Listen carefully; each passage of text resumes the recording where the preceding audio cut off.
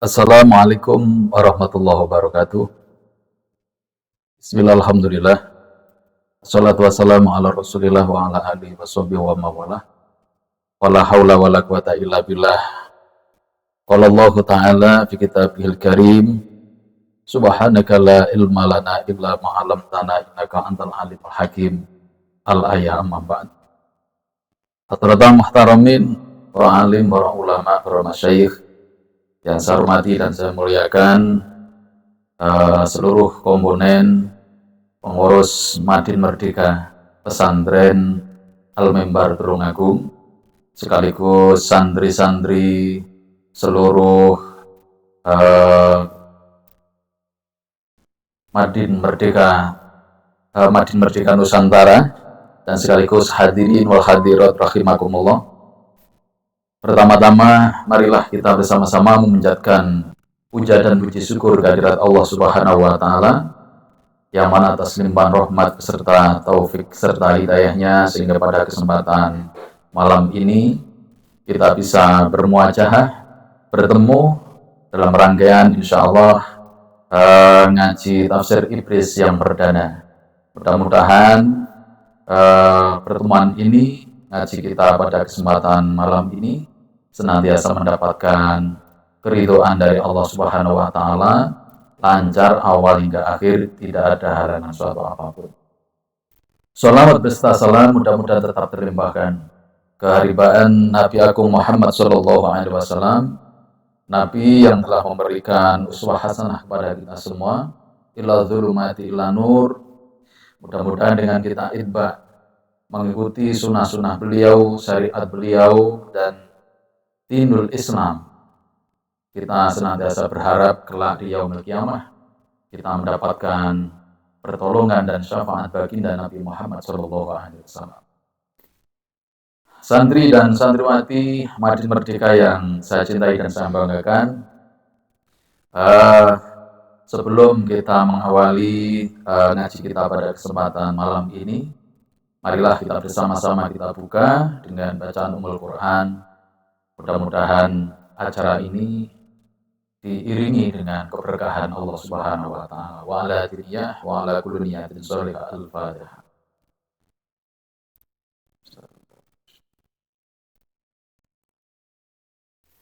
Baik, terima kasih matur suwun. Pada kesempatan malam ini kita akan mengkaji bersama tafsir Al-Ibris, ya, juz ke-30. Perlu kita pahami bahwa tafsir Al-Ibris ini karangan beliau panjenenganipun Kiai Mustafa Bisri. Masya Allah, luar biasa karangan beliau ini. Beliaunya masih hidup dan menjadi mutiara yang sangat luar biasa bagi cakrawala keilmuan, khususnya di bidang tafsir. Tentu dengan harapan kita mengkaji karangan beliau ini bisa menjadikan sebagai salah satu asbab hati kita bisa usul kepada Allah Subhanahu wa Ta'ala, usul kepada baginda Nabi Muhammad Sallallahu Alaihi Wasallam, dan tentu harapan kita seperti dawuh ibn Allah Ta'ala, wa nunazzilu minal Qur'an wa syifa'u wa rahmatul lil mu'minin.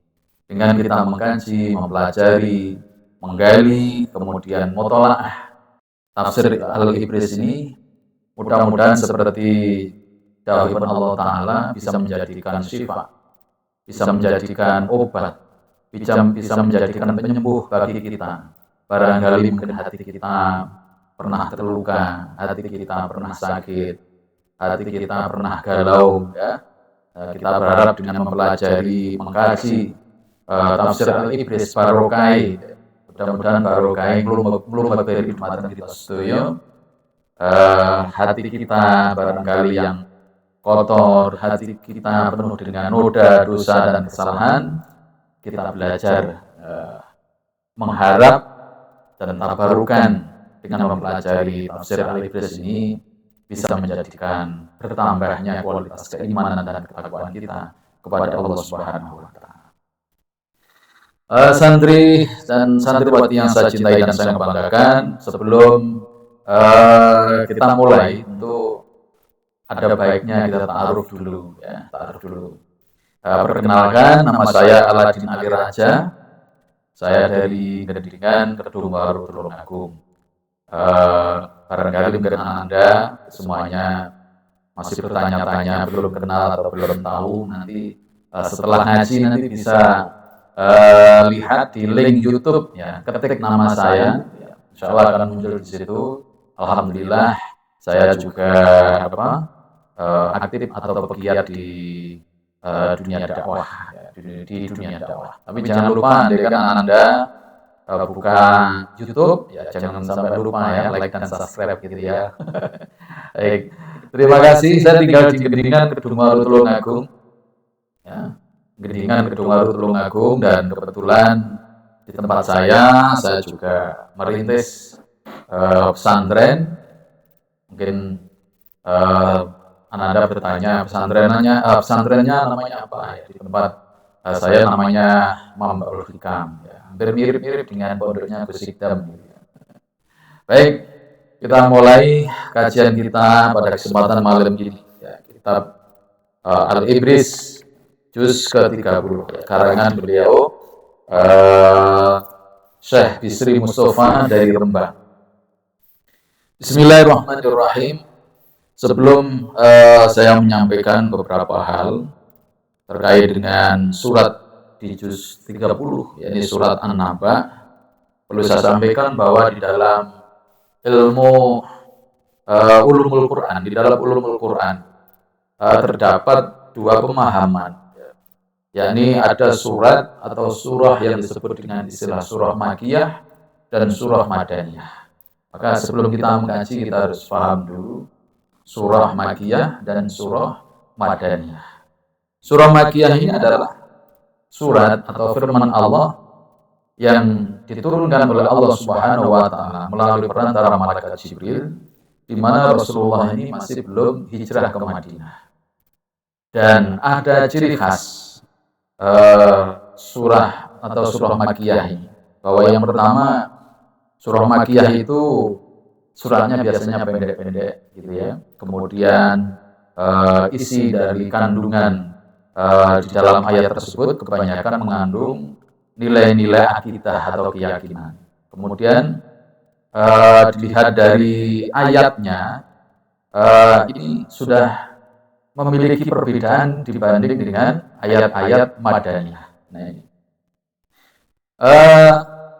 Ketika Rasulullah SAW sebelum hijrah, banyak ayat-ayat Al-Quran itu yang diturunkan oleh Allah Subhanahu wa taala. Yang pertama di daerah Mekah. Di situ ada sebuah kampung namanya Hudaybiyah.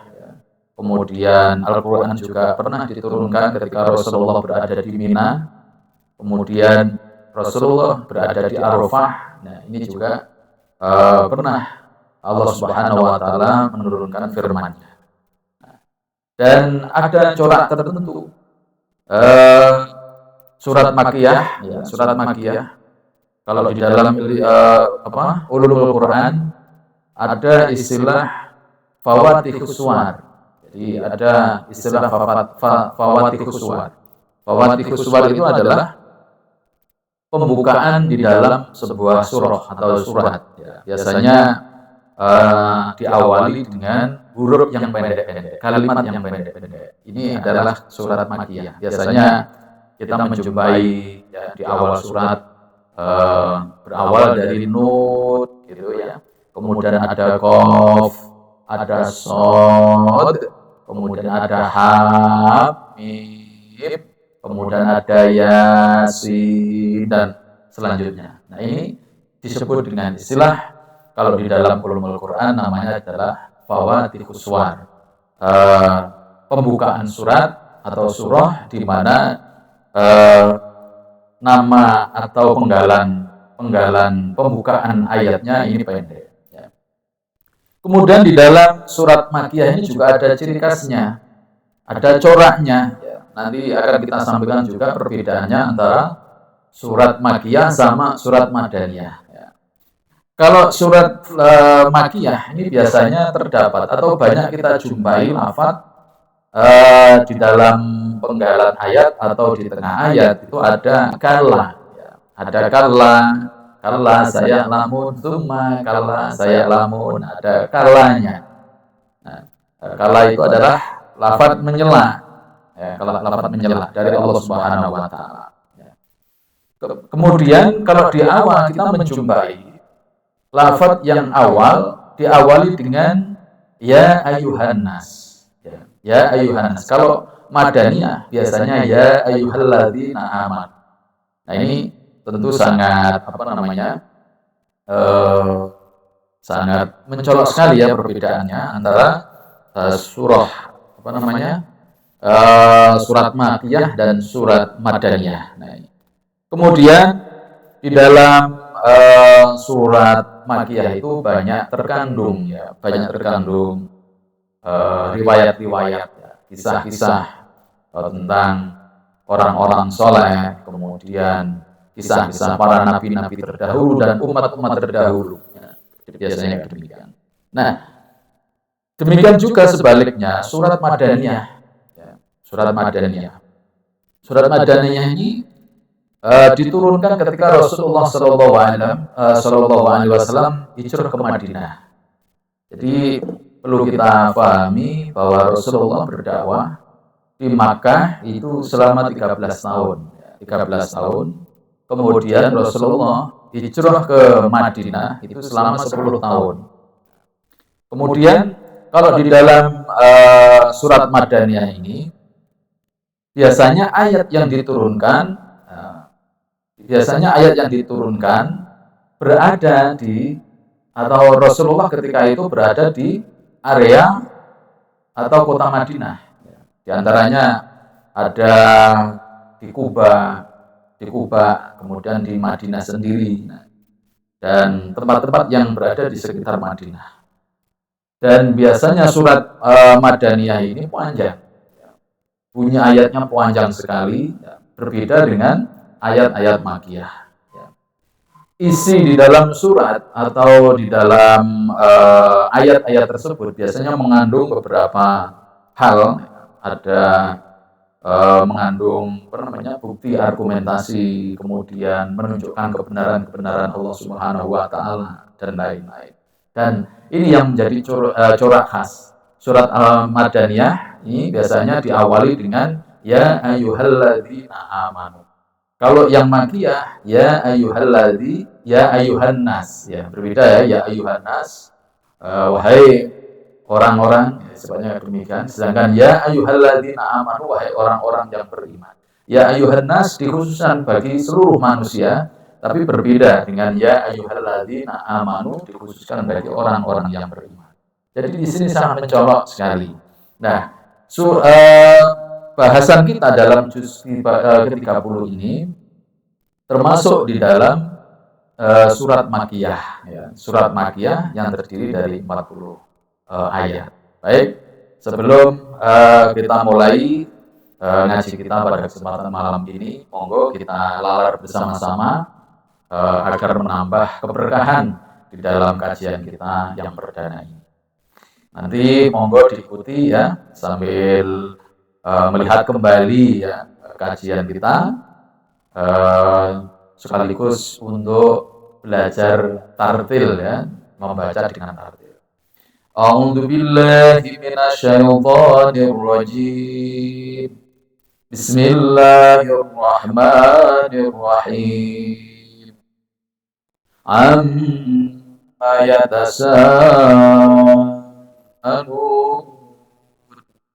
anin naba'il 'azim alladzi hum fihi mukhtalifun kalla saya'lamun thumma kalla saya'lamun alam naj'alil arda mihada wal jibala awtada wa khalaqnakum azwaja وجعلنا نومكم سباتا وجعلنا الليل لباسا وجعلنا النهار معاشا وبيننا فوقكم سبعا شدادا وجعلنا سراجا وهاجا وأنزلنا من المعصرات ماء سجاجا لنخرج به حبا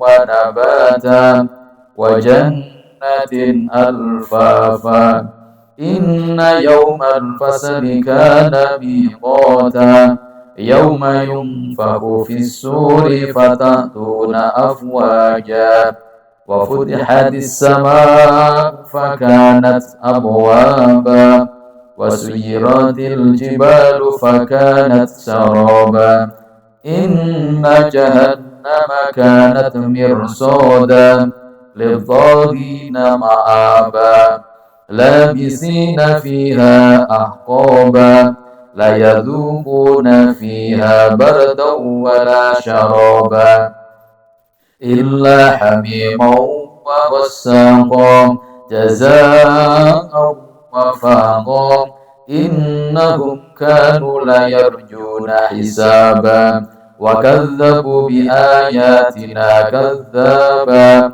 وكل شيء أحصيناه كتابا فذوقوا فلن نزيدكم إلا عذابا إن للمتقين مفازا حدائق وأعنابا وكواعب أترابا وكأسا دهاقا لا يسمعون فيها لغوا ولا كذابا جزاء من ربك عطاء حسابا رب السماوات والأرض وما بينهما الرحمن لا يملكون منه خطابا يوم يقوم الروح والملائكة صفا لا يتكلمون إلا من أذن له الرحمن إلا من أذن له الرحمن وقال صوابا ذلك اليوم الحق فمن شاء اتخذ إلى ربه مآبا إنا أنذرناكم عذابا قريبا يوم ينظر المرء ما قدمت يداه ويقول الكافر يا ليتني كنت ترابا Sadaqallahul azim. Baik, terima kasih.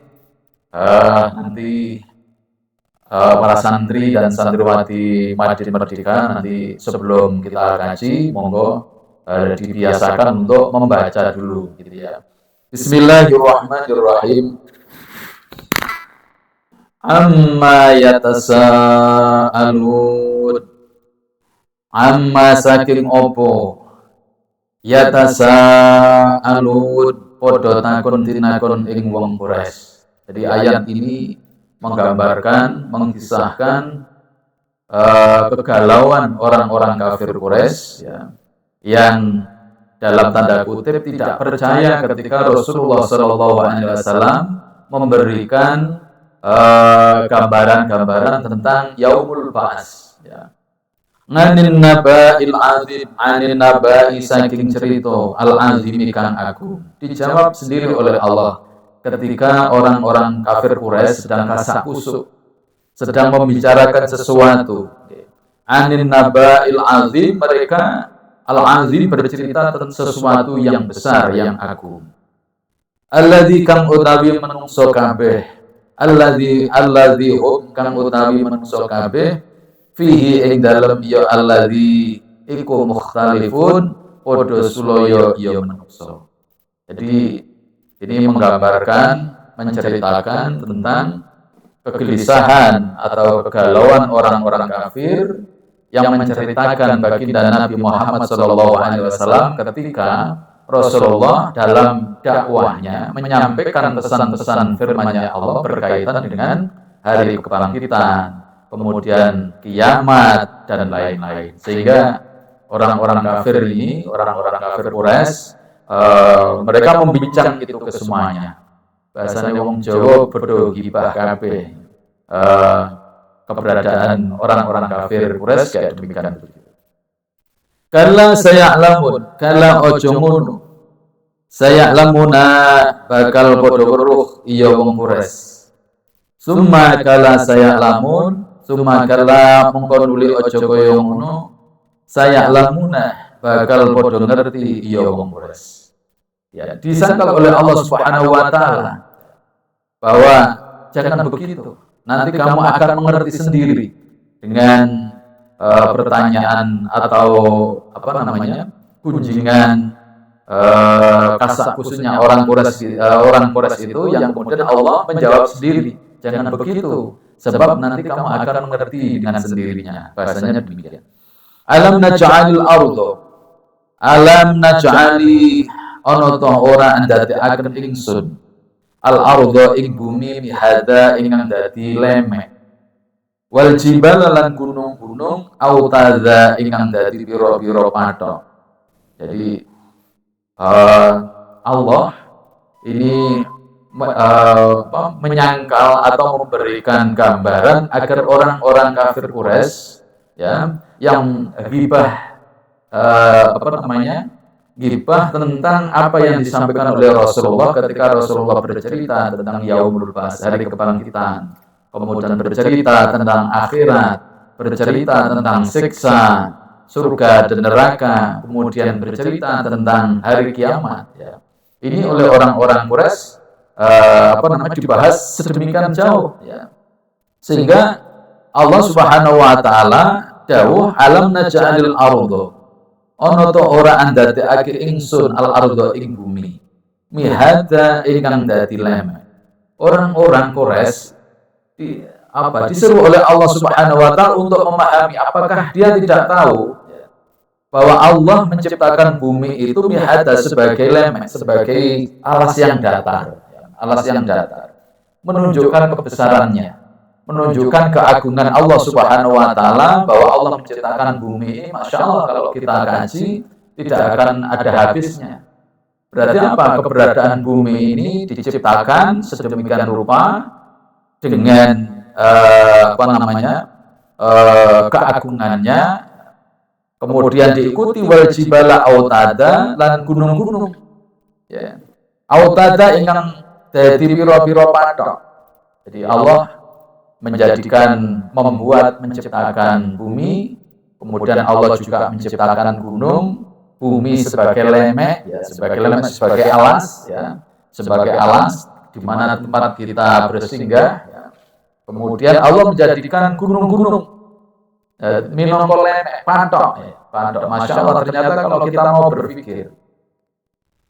mau berpikir bahwa Allah menciptakan gunung itu banyak sekali anugerah atau sesuatu yang barangkali belum mampu kita tafsiri. Ternyata banyak manfaatnya.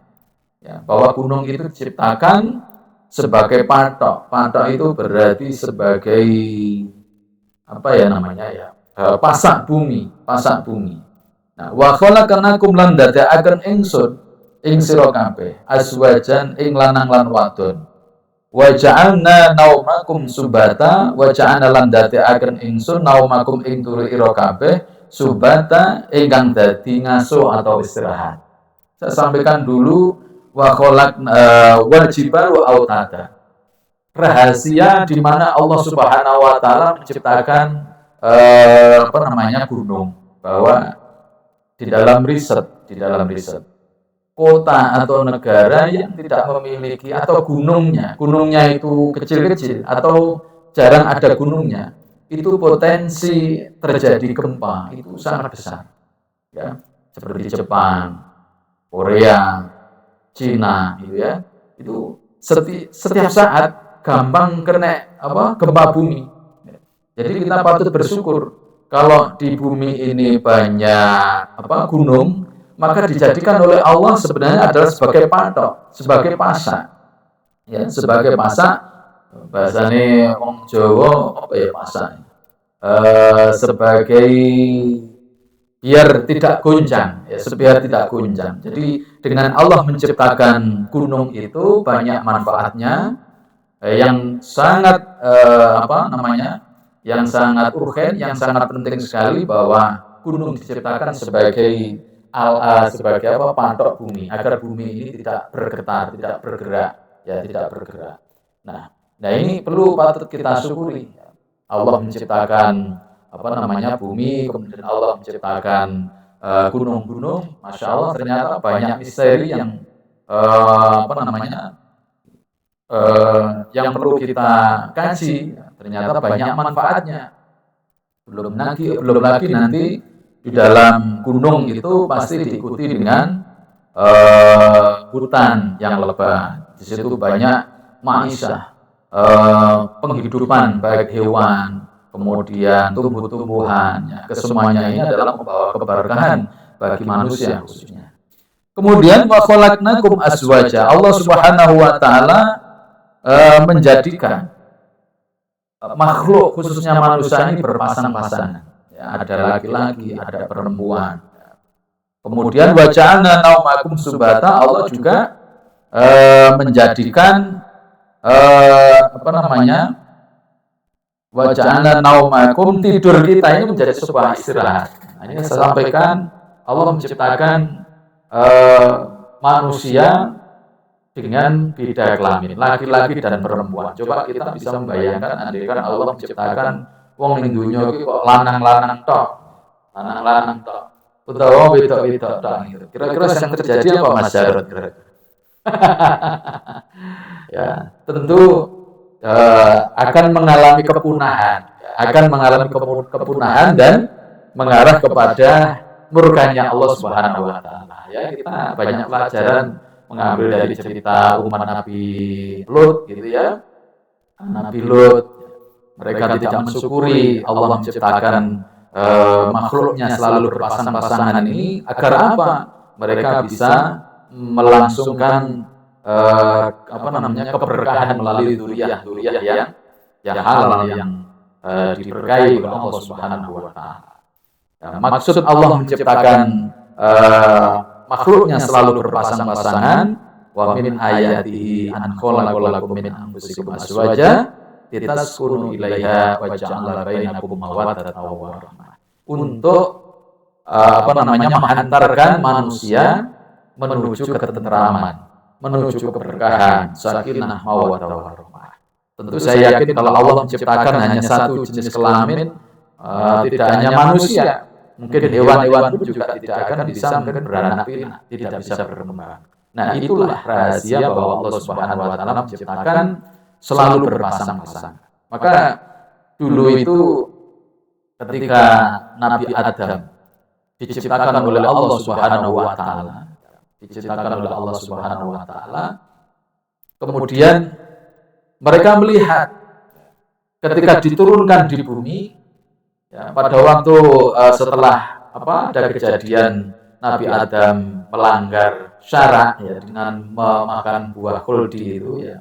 Pertama kali Nabi Adam melihat diturunkan di bumi, itu melihat makhluk-makhluk Allah Subhanahu wa taala itu semuanya berpasang-pasangan. Sapi lanang wadon. Terus kemudian pokoknya hewan semuanya berpasang-pasangan. Tapi yang tidak berpasangan ketika itu adalah Nabi Adam. Karena apa? Nabi Adam diturunkan oleh Allah Subhanahu wa taala ke bumi dalam posisi terpisahkan dengan Ummi Hawa. Sehingga apa? Nabi Adam berdoa kepada Allah Subhanahu wa taala. Berdoa, ya Allah, pertemukan aku dengan istriku Ummi Hawa. Ya Allah, pertemukan aku dengan istriku. Beratus-ratus tahun Nabi Adam mencari istrinya tapi tidak ketemu. Baru yang kemudian dia teringat bahwa di pintu surga itu ada lafaz Muhammad, ada lafaz baginda Nabi Muhammad sallallahu alaihi wasallam. Kemudian Nabi Adam berdoa, ya Allah, saya berdoa dengan keagunganmu, lafaz Muhammad di atas pintu surga, pertemukan aku dengan istriku Ummi Hawa. Maka Allah Subhanahu wa taala mempertemukan Nabi Adam di Jabal Rahmah. Berkat apa? Doa yang menggunakan wasilah bersolawat kepada Nabi Muhammad sallallahu alaihi wasallam. Nah, Artinya apa? Dari sini bisa kita lihat Nabi Adam pertama kali diturunkan ke bumi, mereka melihat para makhluk-makhluk Allah yang ada di bumi berpasang-pasangan. Ya berpasang-pasangan berarti kalau jomblo itu ya, nah, ya maksud ya. Terus santri Kang Azhar barang itu ya. Nah, kalau masih jomblo berarti masih belum mengikuti sunatullah. Ya, karena Allah menciptakan selalu berpasang-pasangan ya. Kang Azhar. Halo Kang Azhar. Allahumma shalli ala sayyidina Muhammad. Nah, maka apa namanya? Ketika Allah menciptakan makhluk di bumi ini selalu berpasang-pasangan, maka ini sudah menjadikan sunatullah. Berarti ada nilai hikmah, nilai kebarokahannya bagi manusia pada umumnya. Wa ja'alna naumakum subata. Wa ja'alna lan dadekaken ingsun naumakum ing turu ira kabeh. Tidur kita Allah menjadikan membuat pada waktu kita malam itu bisa tidur. Subata menjadikan kita ini bisa istirahat. Masya Allah, ini sesuatu hal yang misteri bagi diri kita. Bahwa ternyata orang tidur itu membawa nikmat yang sangat luar biasa. Di mana orang itu kalau tidur dengan pulas, baik lama atau tidak, kepayahan-kepayahannya, ya, kecapeannya, otomatis akan hilang. Nah ini Allah menjadikan tidur itu sebagai apa? Kalau di IT-nya apa Mas Jarod? Supaya komputer jenengan PC ora panas itu di sleep ya, di restart. Nah, di refresh ya, di refresh. Nah, orang tidur itu juga demikian, Masya Allah. Orang tidur kalau bisa tidur dengan lelap, bisa menikmati, maka bangun dia akan bugar. Dia bangun akan sehat kembali, menjadi tenang kembali. Nah, ternyata orang tidur itu, Masya Allah, membawa keberkahan sebagai salah satu di mana Allah Subhanahu Wa Taala ketika tidur dijadikan sebuah ringgang untuk beristirahat kita dan selepas kita bangun tidur menjadi bugar kembali. Coba kalau seseorang misalkan kebanyakan menurut medis orang sakit, apalagi sakit parah, itu pasti dia tidak bisa tidur, suka tidur. Berarti kalau orang itu ketika dia sehat, maka manfaatkan ya. Kalau ada kesempatan waktunya tidur, ayo tidur. Jangan sampai bergadang melebihi waktunya. Apalagi di jam-jam khusus. Kalau menurut medis, jam 11 sampai jam 1 itu ketika kita tidur, maka hati kita, apa jenenge hati? Apa Mas? Untuk menurut fisik jasmani hati itu apa ya pokoknya hati itu akan memformulasikan virus-virus ya apa jenenge apa namanya pokoknya virus-virus yang ada di hati itu ketika kita tidur kemudian disiapkan untuk dikeluarkan. Biasanya orang itu kalau tidur terus kemudian mengeluarkan urin, ya, mengeluarkan urin itu hakikatnya zat yang berbahaya bagi tubuh, ya. Zat adiktif yang berbahaya bagi tubuh kita itu disaring di dalam hati kita, kemudian dikeluarkan melalui urin. Biasanya kalau kita sehat setelah habis tidur badan kita akan fresh, akan semangat kembali. Nah, dan sebaliknya orang yang tidak bisa tidur itu biasanya ada organ yang mengalami tidak sempurna lagi, mungkin sakit atau apa. Maka bersyukurlah kalau ada kesempatan kita diberi kesehatan. Ngantuk itu jangan malah susah. Cuma susah ya Mas Jarod ya. Ya kita pergunakan untuk istirahat sejenak. Ojo sampai kemudian didoping ya. Kita ngantuk kemudian minum kerating atau minum apa ya sebenarnya untuk menunda ngantuk. Sebenarnya malah bahaya karena ngantuk itu adalah kode alam agar kita ini istirahat, agar kita ini memanfaatkan waktu yang diciptakan Allah, bahwa wa ja'alna naumakum subata. Allah menciptakan kita bisa tidur itu semata-mata memang kita ini untuk beristirahat, baik itu baik zahiriyah maupun batiniyah. Allahumma shalli ala sayyidina Muhammad. Selanjutnya wa ja'alna laila libasa. Wa ja'alna lan dadekaken ingsun laila ing bengi libasa ingkang nutupi. Wa ja'alna nahara wa ja'alna lan dadekaken ingsun nahara ing rina tegese siang ma'asya ingkang dadi mangsa luru pangan. Allahumma shalli sayyidina Muhammad. Di ayat ini Allah menjelaskan bahwa Allah menjadikan perputaran, ada siang, ada malam. Masya Allah, ketika malam Allah menjadikan yang awalnya kalau siang itu terang, malam menjadi gelap. Ya. Untuk menutupi bagaimana aktivitas ya, pada waktu malam ini bisa kita pergunakan untuk istirahat dengan maksimal. Dan selain itu, keberadaan siang, waja'alna nahara ma'asya, bahwa Allah menjadikan siang ini sebagai kesempatan untuk ma'asya. Ma'asya itu mencari penghidupan. Berarti ada dua sisi, ya. Ada dua perbedaan. Kalau malam kita disuruh untuk beristirahat, waja'alna nahara ma'asya, dan ketika siang kita dianjurkan untuk mencari penghidupan. Kita beraktivitas, ya berarti sederhananya, kalau malam untuk istirahat, siang untuk bekerja. Ini yang idealnya kita sudah disampaikan di dalam Al-Quran. Jangan keliru, kadang kala ada orang yang bekerja, justru malah dia semangatnya ketika malam hari. Ya, di siang turu, ya masyarakat ya, le awan turu, le bengi malah melek. Nah ini terbalik. Yang kayak demikian ini terbalik. Ini bertentangan dengan sunatullah. Ketika dilanggar dalam tempo yang panjang, bertahun-tahun, ini membahayakan. Karena apa? Fisik kita kalau malam itu sebagai kesempatan untuk istirahat, dan siang adalah untuk waktunya berikhtiar atau beraktivitas seluas-luasnya. Baik. Santri dan santriwati Masjid Merdeka yang saya cintai dan saya banggakan, puji syukur alhamdulillah.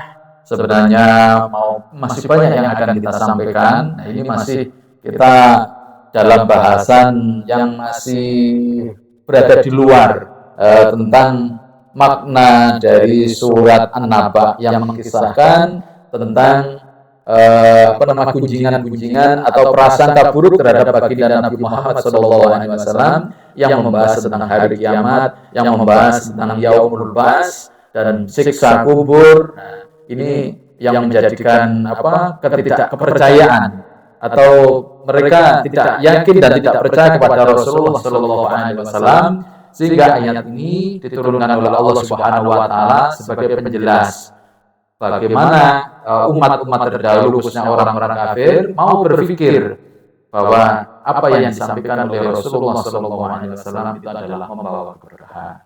Insya Allah akan kita lanjut pada season berikutnya. Subhanakallahumma wa bihamdika asyhadu an la ilaha illa anta astaghfiruka wa atubu ilaik. Subhanakallahumma wa bihamdika asyhadu an la ilaha illa anta astaghfiruka wa atubu ilaik. Al-Fatihah.